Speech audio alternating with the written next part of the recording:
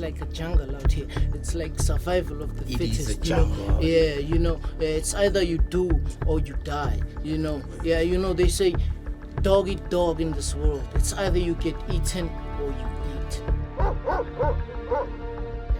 You see how many defense is there? This is the security gates, security on the windows.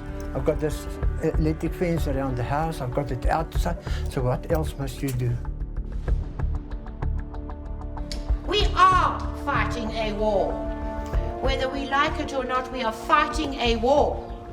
And some people say, well, that's guns and knives and screwdrivers. It's not. The war that we are fighting is information. She was there, wrapping, put plastic on top of her body. I just here. Squeeze the trigger. I must know how to shoot completely to defending myself when I'm moving with a gun.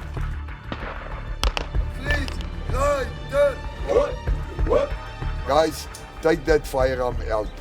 Bigger ones didn't give you that firearm as a toy gun. Use that thing. The criminal is going to use his.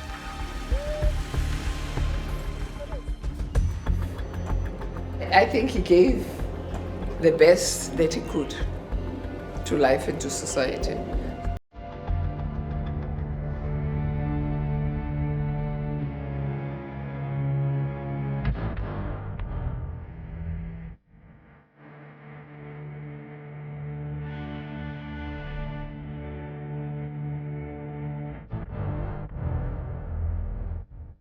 Johannesburg, population 4 million.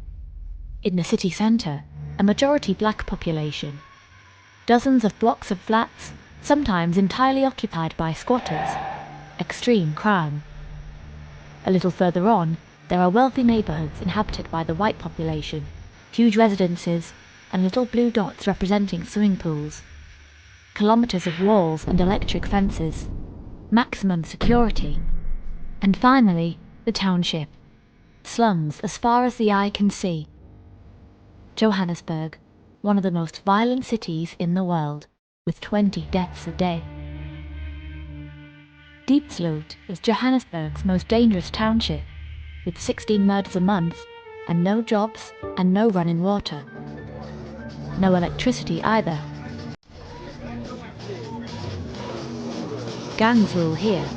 The most feared of them all, these kids, barely 18 years old, are the die-hard boys.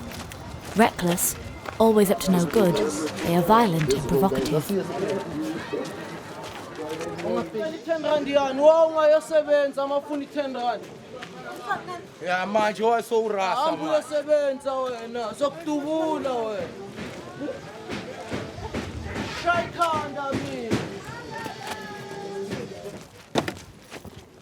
Brandon is their leader. He's just come out of prison. On his right is Stan. He's wanted for murder.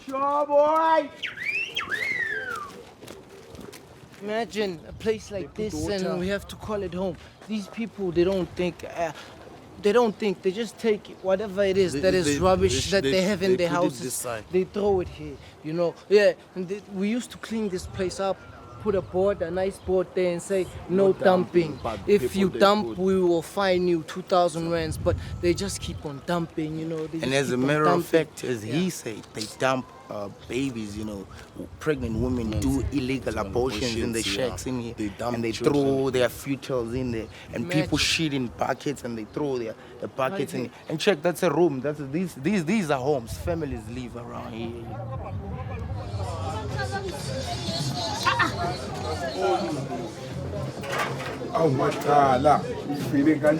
We follow the die-hard boys to their headquarters. They smoke hard drugs day and night for €2 a packet. It is very strong, It's made from heroin and with other drugs, actually. So they mix the stuff, and make one thing that is strong. It's so strong. When you smoke one joint, it'll be almost like you have drank maybe 10 cases of beer, because it's a heavy one to carry, And The hard part is when I smoke this, I just kind of lose my mind. You know, I go crazy a bit. You know. Yeah, still, I can do it, whatever, because you can even kill a person. Yeah. No one can stop me. Okay, I just feel like I'm Hulk. You know, yeah. That pulls it inside. So the powder goes inside.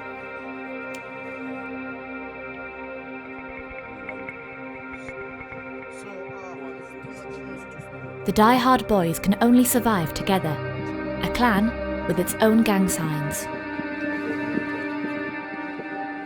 This one. His tattoo is it shows a skull, you know. A skull, you see, when you're dead already, it's actually a skeleton. The explanation to it is that when you're dead already, it's hard to die again, because you're dead already. It's the life of the streets, you know. Sometimes, for example, we're always looking for places which have got money lying around.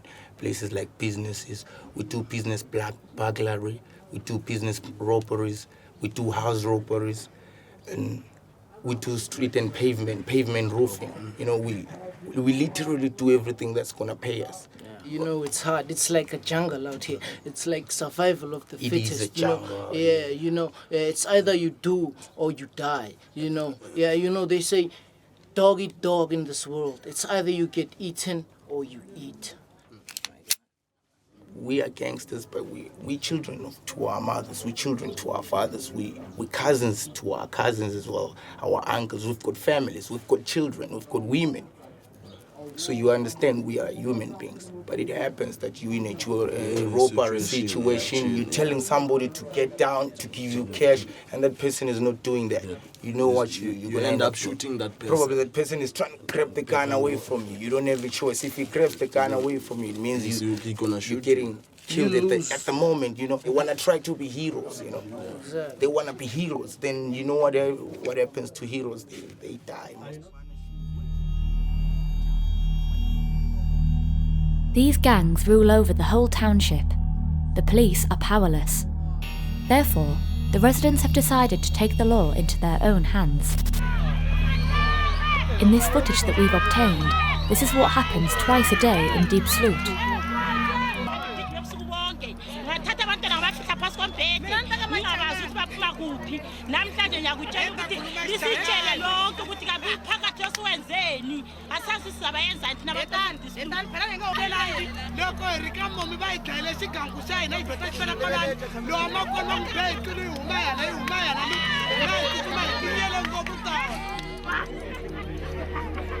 The house of the alleged thief is burnt down.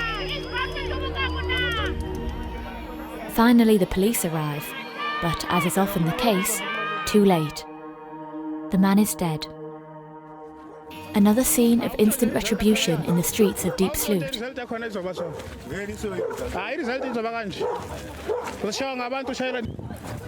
On this occasion, the police arrive in time. It's his lucky day. He barely escapes from certain death.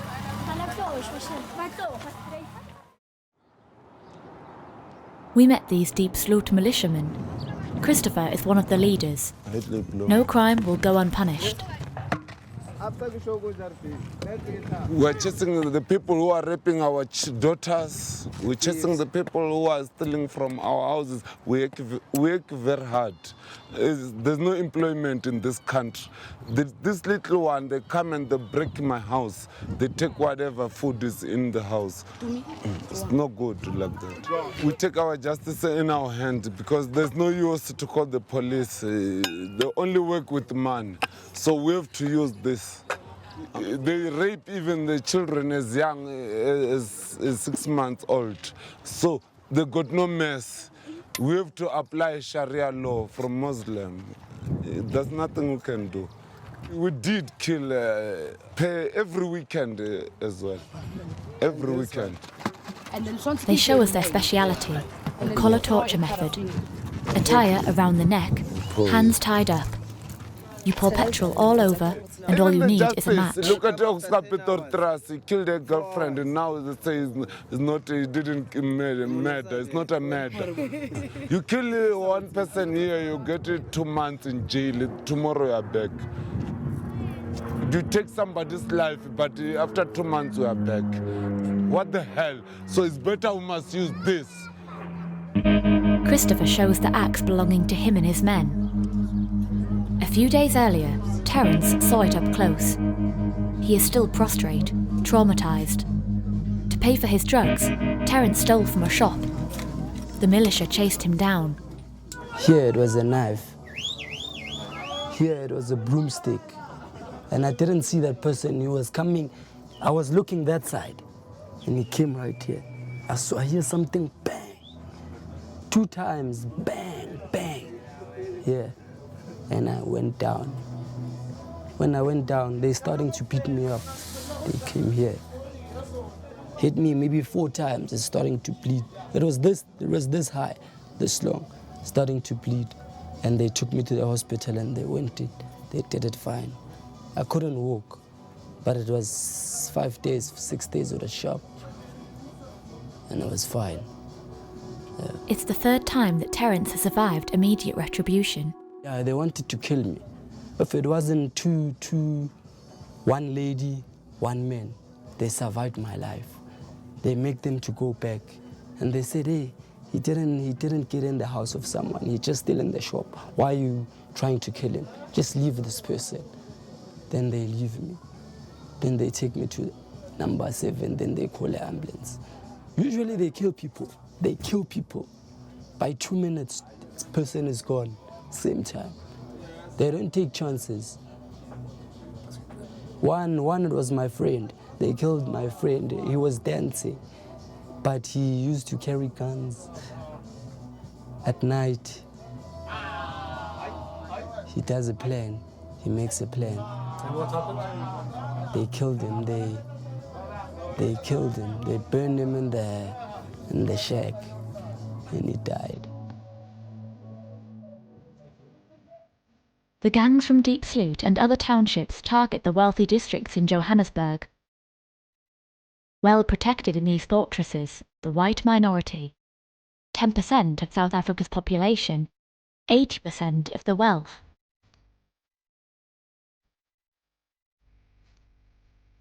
Spikes on the walls, fences charged with 9,000 volts of electricity. We're at Penny Stein's house. She's been violently attacked several times, and now she's barricaded herself in. So yes, electric fence we have here. This is the palisade fencing, which of course is quite dangerous. And then you've got the spikes at the top here. And there's electric fencing all the way around the property. There's security on all the windows that open. Every door that leads to the outside has got a security gate, and obviously inside I've also got security, so I can actually shut off half of the house. 13 years ago, she almost died. Well, they tried to strangle me. They did strangle me. And I fought like a wild person. I managed to get a finger in my mouth, and I bit like a crazy soul. I was biting that finger, and I was not going to let go. And because I was biting so hard, I was going to take that finger off. I was biting that hard to fight for my life. I didn't think. I think when you're in a deep sleep, which I was, I think you suddenly realize that actually this is real. You really are being strangled. Her attacker fled and was later arrested. Out of reach and out of. Like most white South Africans, Penny carries an alarm with her at all times. Yes, the buttons. We have 2 in the house. So, really, they just... I believe you've got to wear them all the time. Normally, we keep them around here. Because if they're going to tie you up, they're going to tie your hands here. So I actually say to them, you know, you must wear it here, and then you must just, you know, when they're not looking, you must just press your panic button. They will phone first, they will get the code from you, and if you don't have a code, they will arrive automatically. Penny now dedicates her life to crime prevention. This is some of the lessons that I have written, and I try to keep them in alphabetical order because there's so much material here. I've now written my 68th lesson. neighbour? Yes. No, She organises education workshops in the townships and police stations. We accompany her to one of her lessons. She delivers around 20 lessons a month. Do me a favour, get them to come inside, will you? Please, they must come and get registered. Time is not our friend. She has already trained 3,000 police officers. On this occasion, it's the housekeepers' and gardeners' turn. They're on the front line when it comes to break-ins. Penny's courses always begin with traditional songs.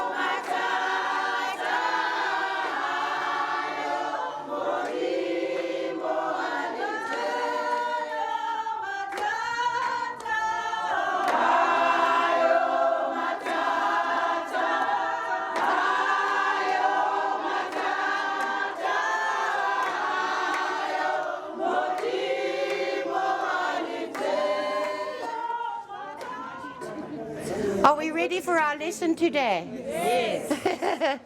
God bless you. Thank you. Thank you for coming today. Thank you for what you do. Is that we need to do something about information.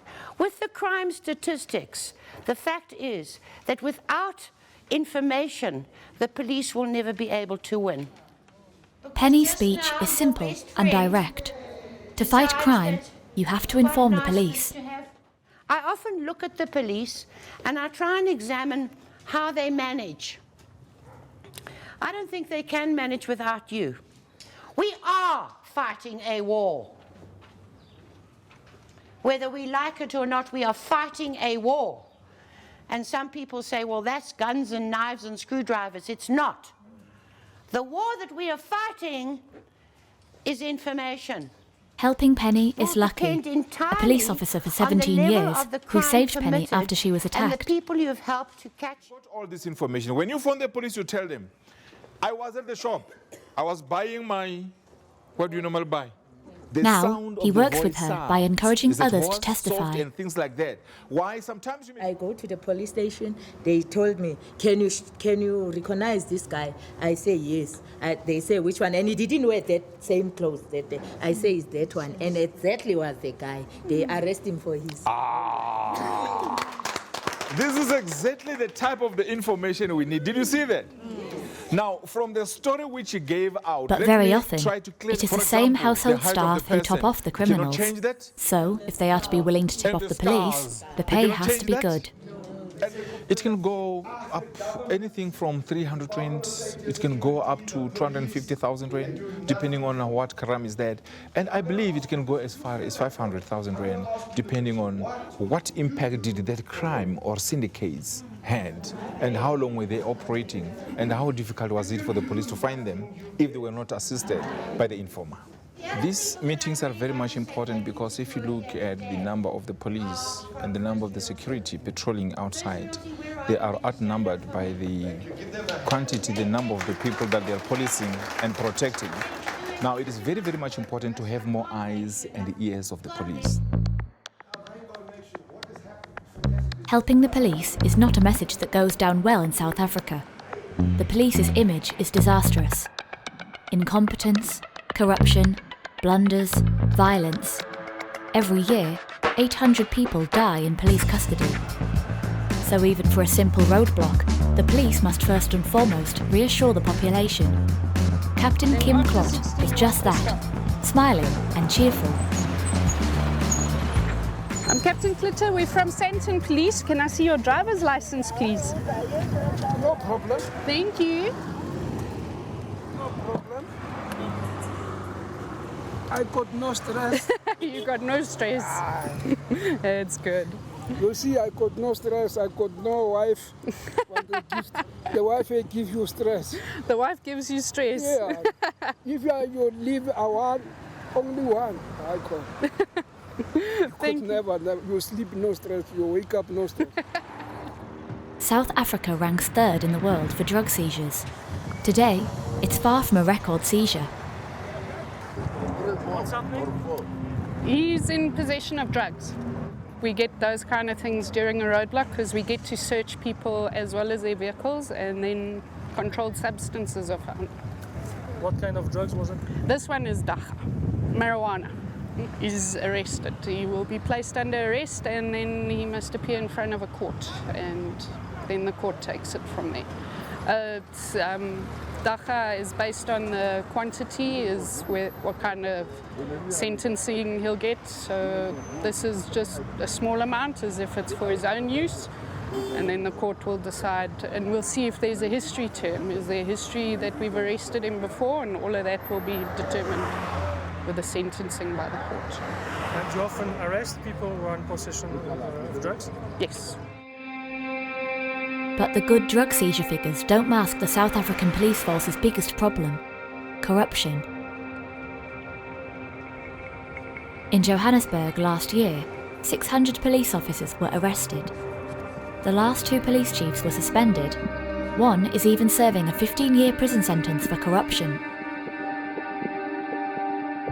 Any organisation has got their rotten apples, and the South African police is no different. We also have our issues with corruption, but we've got an anti-corruption strategy. And if you look at this roadblock, there are 4 officers, and that's supervision and control. And you'll see the officers are forever moving in between the vehicles, monitoring the members. So we put senior members in situations to try and combat the corruption. To assist, and sometimes replace the police, the residents themselves patrol the neighbourhoods. These are armed citizens' militias, authorised by law and present throughout the city. Jeff is in charge of Bracken Downs, south of Johannesburg. Serena and James. Okay, so we'll be travelling. We're going to go through to Meyersdal, and then we'll patrol Meyersdal in the area there. We'll go visit the empty abandoned house, not abandoned house, half-built house, and then we'll work from there. Emil is an engineer. He's just arrived at Bracken Downs. He patrols every weekend. His stomach is tied up in knots with fear. So I think when people start shooting, because you never know when a bullet goes off and hits you. So yeah, that's a bit of a fear in my heart, personally. But otherwise, no, we love what we do it for the community, and we try to make our streets safe for the community. And we want to send a strong message to the criminals that if we catch you, we will lock you up and you will face the full force of the law. Tonight is a raid on a squatter's residence in the middle of a residential zone. Emil often finds stolen phones. He spots shadows in the park. How are you doing? He warns Jeff, who goes to check them out. They are illegal immigrants from Zimbabwe. He suspects them of stealing leftover chicken from a fast food restaurant in order to resell it. So what are you doing here? We were just selling, we were looking to selling the meat. You're selling the meat? Yes. What is that meat, fresh? Yeah, fresh. What meat? How can they give you fresh meat? Aren't they supposed to sell it? Yeah. Just open it, let me see. Oh, it's an off-cut. Ah, it's full one. Full chicken? Yes. So can I buy from you? Yeah. How much are you selling? So you think KFC is making a good profit? Yeah. Okay. Yes. Further away, an intoxicated man. man. Like this in the veld between the houses. There's no toilets for you, there's no water, there's no electricity, you can't stay like this. What if it starts raining? Or it starts hailing or the lightning? Okay, tell me.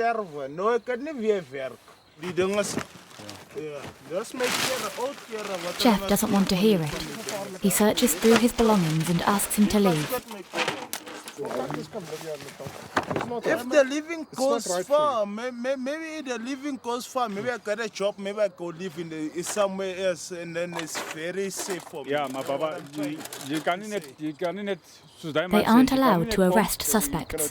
Therefore, they have to call the police. There's a Bravo is here, sitting in the veld. Is it possible for you guys to come out and have a look here? The police arrive, but leave straight away. The illegal immigrants will stay there.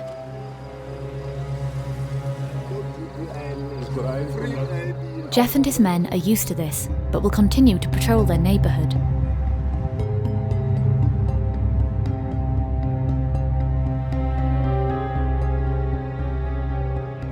During the day, the security companies, the Beagle Watchers command rooms. On every screen, emergency calls. They are processed by Quentin. He has 5,000 houses to protect and 50 armed men in the field. Maximum response time, 2 minutes.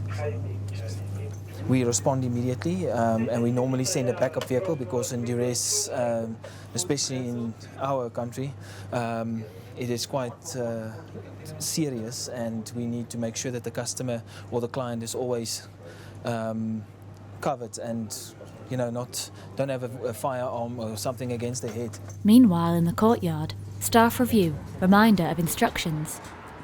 Watch our vehicles, guys. Guys, take that firearm out. Bigger ones didn't give you that firearm as a toy gun. Use that thing. The criminal is going to use his.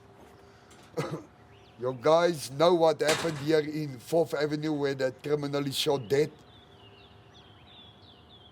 I don't say you must be like a cowboy now, start shooting. It's your life. You know when to use that thing. Use it if you must use it. Criminals, they're out. They also want money for rent. So please, you get them inside the premises like a bullet. Please, left, turn. What? Please, right, turn. What?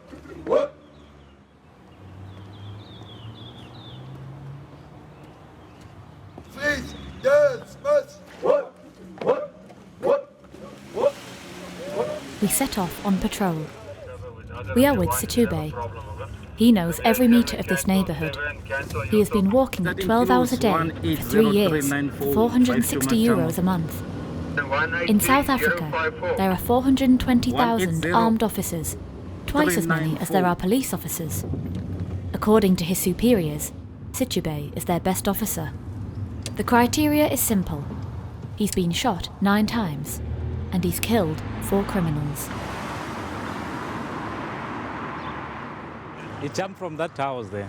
He crossed over, and when he was this side, I was somewhere here. And then he pulled a gun here, and he shot me here.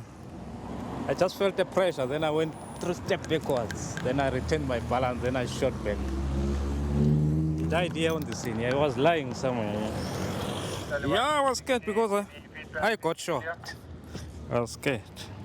And you shot the guy, is he dead? Yeah, he died. He died here on the scene. He was lying somewhere. The matrix, unit number 4, over.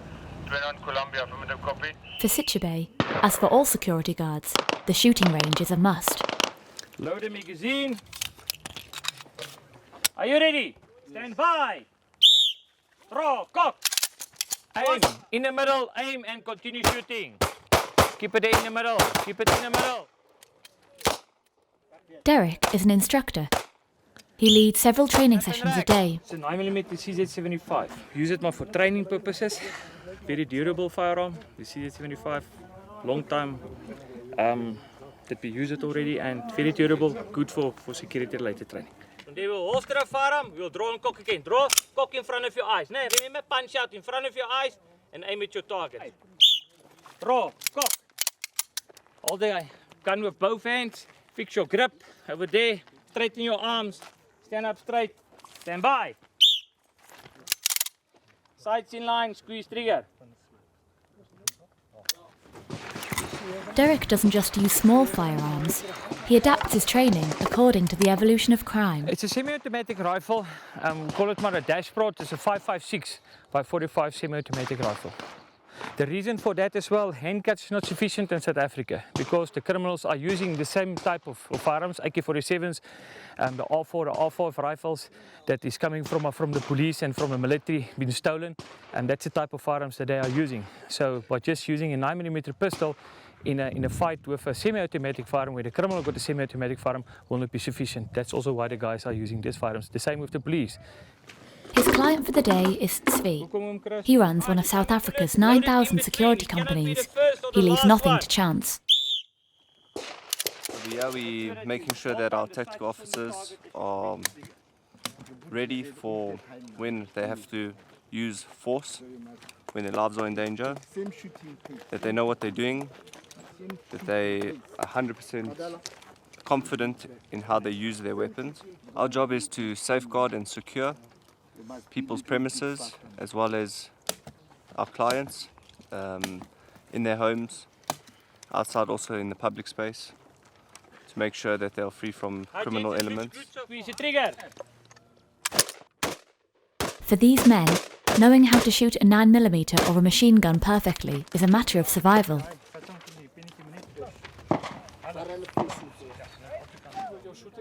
Yes. Yes, we are happy with our shooting. Very wonderful. Yes, the way you see. So we enjoy it. We are saving our life because we are working with the enemy with the robbery. So when you're shooting nicely, you know that you are saving your life. If you were shooting the target, you know that when your robbers is in front of you, enemies, you can manage to defend yourself, how you can shoot it. So we shoot it at them, two of them was dead. And what did you feel at this moment? No, you know that's a part of life, and you know the job, how is it? If you manage to shoot, it's like in a war. If you see someone in the front, you can defend it. We shoot first, survive it. Next to the shooting range is the armoury. Pierre shows us his heavy weapons, all for sale over the counter. You've got semi-automatic assault rifles, right, which is normally used for dedicated sport shooting, and you're looking at a price range of 10,000 Rand. For AK-47,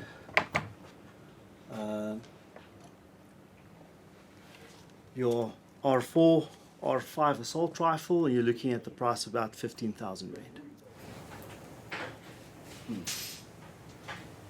You have to be found competent. So there's a process that you have to go through, meaning that you have to do training at an accredited training center. As soon as you've complete that, there's a criteria that the police look at, that you have to be competent. You don't have to have any criminal records. You must be a South African citizen. You must be mental stable and have completed prescribed training, and you must be older than 21. The problem is that crime is not committed with licensed firearms. Crime is committed with unlicensed firearms. So even if you take away all licensed firearms, you will still have a problem with crime because it's committed with unlicensed firearms. Mark is a good customer. Today he has a problem. His machine gun is jammed. Fortunately, he still has his pistol. So there's no borders of crime. Crime comes to your house in the middle of the night. It can meet you while driving to and from work. It can meet you at work. When you're doing shopping with a wife and kids. It can happen anytime.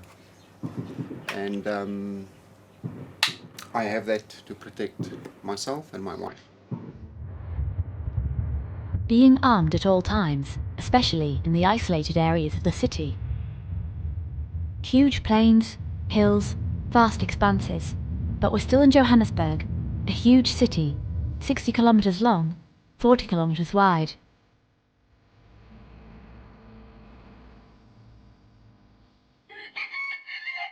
Farms are prime targets for gangs.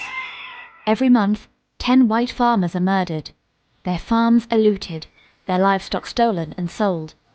Nick is 72 years old and desperate.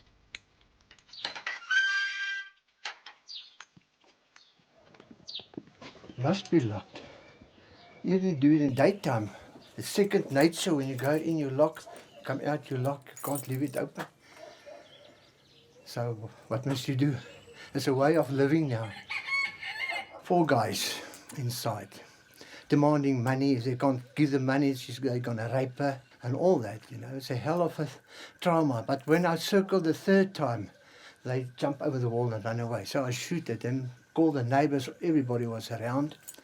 Police came, nothing happened. Same with my mother-in-law, police came, took some, nothing happened. So now what's happening now, I don't even bother to phone the police anymore. It doesn't help you at all. For Nick, the only way to protect his family and his 7 employees is self-defense.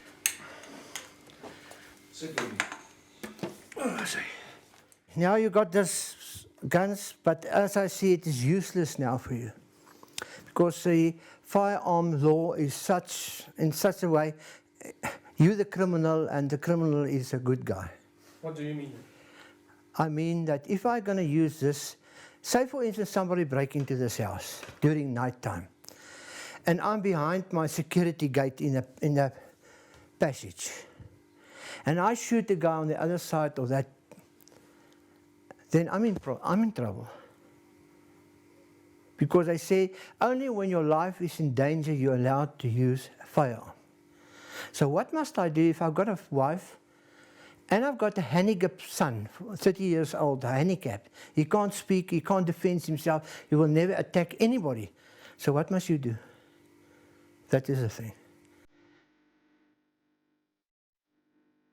Nick saved his wife from being raped, a far from isolated case. In South Africa, there are 180 rapes a day.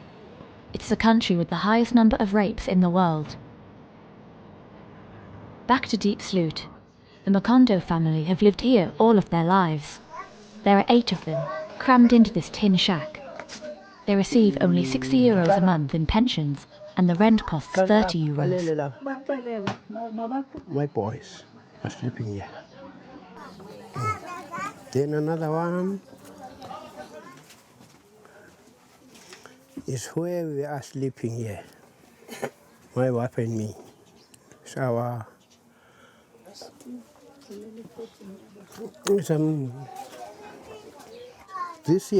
this side is for my ladies, my children, but ladies. We're sleeping here with these kids.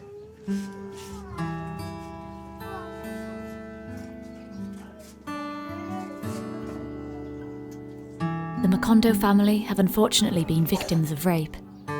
Thabo and his wife sadly show us a photo of their granddaughter, Anne-Lisa. She was 5 years old. She was abducted, raped and strangled. I don't know what can I say because I don't like to see her like this, Asian and then talking about this, because I want this to be finished. Then we know that everything is completed. So always when we are so happy, just like this photo, it is very sad. I feel worried about this.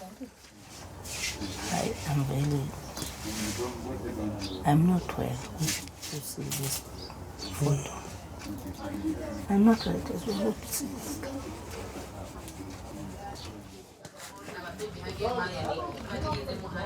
Several times a week, they visit Anne-Lisa's grave at the cemetery. On the way, they call out to us. I'm going to show you where the body, where we find the body here. What was lying there on this side, in this bin, this side. She was there, wrapping, put plastic on top of his body. This place was full of people here.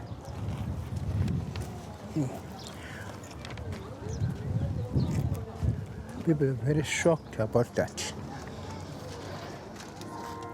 The murderer was sentenced to 240 years in prison. There is no death penalty in South Africa. 249 is this one.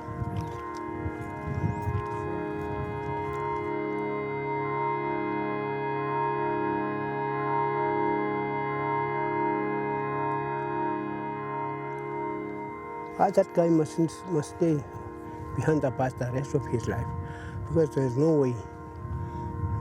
You see those two, they were dead after this. This is the first one. After a week, they killed those two.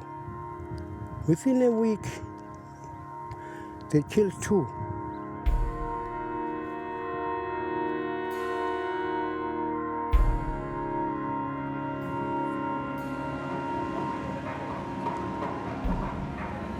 Night falls in Diepsloot. It's Friday evening, and there are lots of people on the streets. It's payday for the few people who get a paycheck.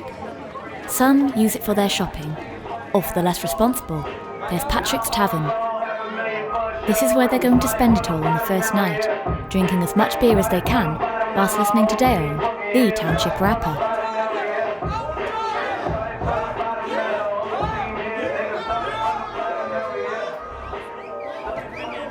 Everybody gonna know Diepsloot is where I'm from. Even if they talk about crime, we ain't gonna see it all. They come back and we're keeping it raw. We like the same countries that you all gonna know. Too much alcohol, too many guns, too many robberies. So the beer is sold behind these gates. Deniau is an illegal immigrant from Zimbabwe. Apartheid has been abolished, but he's denouncing another type of racism, the racism within the black community.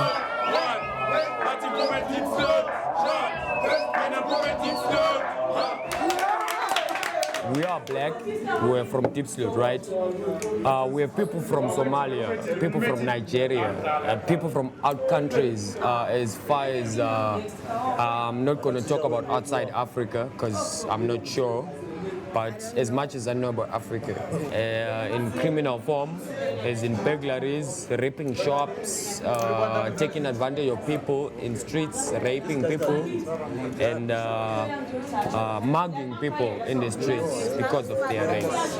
We have talent, but as much as unemployment is concerned, because we don't have money, then we tend to commit crime and forget the talents. But as much as the crime gonna make you a somebody, it can give you the money that can make you promote your talent. Yeah, from the morning up to sunset, recreate like a suspect and label me arrogant. Everywhere I went, the time spent on a half blackjack. You reside in my track, I can melt like a plastic and stretch like elastic. Still two-stepping like a mid-80s classic. I feel the marijuana pain so higher like a sharp stunner because you want me 6 feet under. D-A-O-N-E from the D-I-E-P S-L-O-O-T. Diepsloot is the place to be. You know what I'm saying? Keeping it real. Salute. Keep it real, nigga. Salute.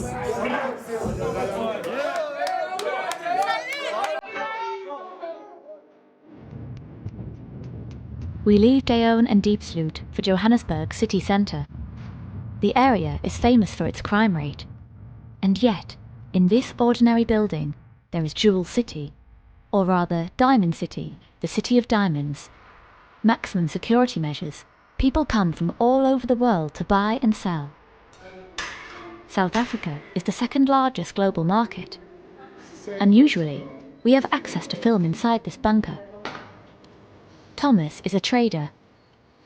Top secret entry code, video surveillance, and this imposing armoured safe. Dozens of small envelopes, and in each of them...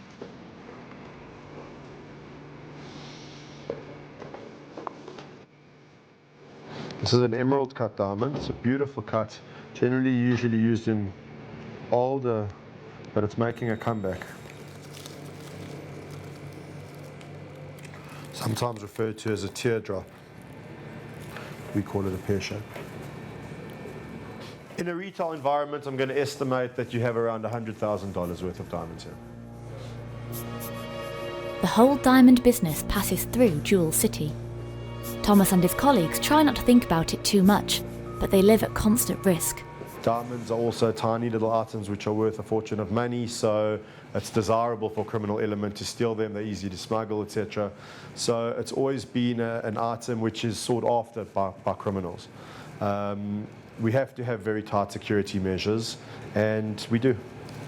Well, I think you need to change the way that you work, and I think it's the same in every other sector and industry. In a high-value industry such as ours, certainly jewelry stores and diamond suppliers might be more targeted, but I do think that, you know, as criminals either become more brazen or as they change their tactics, so the security tactics change. I'm not afraid working in this business. We take heavy precautions. We ourselves don't travel with diamonds ever. We use, you know, professional couriers whose task it is. We rely on having the correct insurance in place. We rely on having all the correct security measures in place. And so, no. Another flourishing business, Soweto and its freshly repainted factory chimneys. Closed factories transformed into cultural centres. Soweto and its Mandela mania. 1 year after his death, everything seems to bear the image of Madiba. And above all, people are rushing to visit his house. A house museum. Admission costs €4. Mandela's final resting place is in the city's middle-class neighbourhoods. And it's his daughter herself who welcomes us. Ma, who is 60, is the eldest of the 6 Mandela children. How do you feel when you see your father's photo? I have pictures of him all around at home, you know. Sadness, but also a good feeling of knowing that it was a life well lived, you know. With all the challenges, his life is a testament to the goodness of a human being. He was not a saint in my eyes, but he was a good human being. He could harness the good in himself and the good in other people, you know. And so I think when I see his picture, much more than sorrow for me, there's a lot of pride of being his daughter. Because I think he gave the best that he could to life and to society. Makim Mandela directs several businesses, notably in oil and mining. She wants to continue her father's fight. It's a global challenge.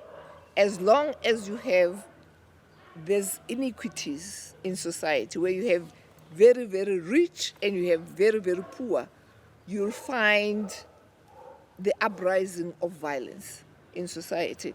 So I think it's a human challenge. It's not necessarily a South African challenge. My dad was aware of these challenges, and I think he could only do so much. You must understand, he served 1 term and he tried to contribute in as best a way as he could. We've had 350 years of a violent society. We come from a violent history in South Africa, and you cannot say in 20 years you've overcome that. 23 years after the end of apartheid, what does the future hold for Brandon and the die-hard boys of Diepsloot? Like Terence, will they manage to escape the vigilante commandos?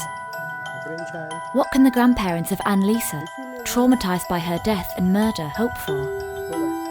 And how many more lessons will Penny have to give to try to reduce the crime rate? Officer in the whole of the police service in South Africa. In South Africa, there are now 20,000 murders a year, 30% unemployment, and 1 in 2 people living on just €1 a day. The country now faces the second huge challenge in its history. The first was to put an end to 43 years of apartheid. The second is to revive the economy and reduce crime. A challenge that for the optimists is far from insurmountable.